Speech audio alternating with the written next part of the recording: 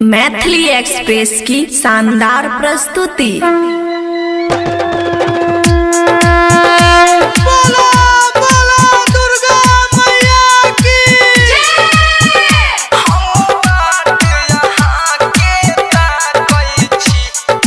खुशी recording studio बलुआहा। हाबू मिथिला नगरी जननी हम बाट यहाँ के ताकै छी। हाबू मिथिला नगरी जननी हम बाट यहाँ के ताकै छी। हाबू मिथिला नगरी जननी सुमित सतीश रईमा।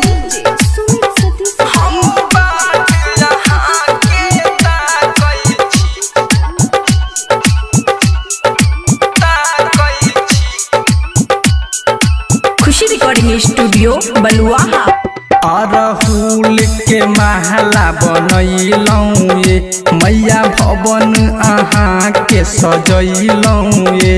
अरहुल के माला बनैलौं ये मैया भवन अहाँ के सजैलौं ये। करू कृपा भवानी हमारा पर अहाँ दुख सबके माँ बाँटै छी। हाबू मिथिला नगरी जननी हम बाट अहाँ के ताकै छी। हाबू मिथिला नगरी जननी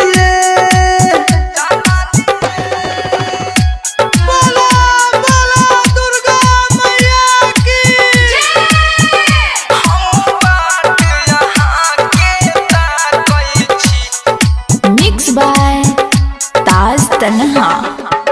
अहाँ जग के पालन हारी छी मैया दुष्ट के अहीं संहारै छी।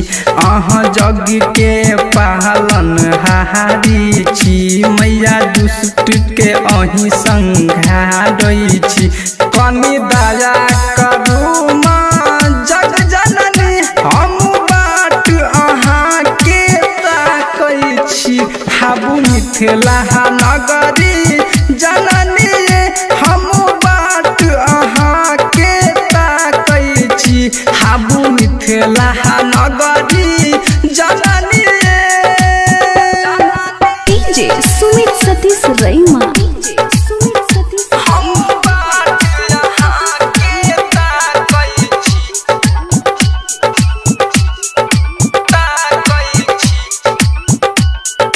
खुशी रिकॉर्डिंग स्टूडियो बलुआहा। अहीं प्रयास लगेलौं ये मैया शरण अहाँ के एलौं ये। अहीं प्रयास लगेलौं ये मैया शरण अहाँ के एलौं ये। लिखे सुमंत कहे रतन माँ हम भजन गायब सुनाबै छी।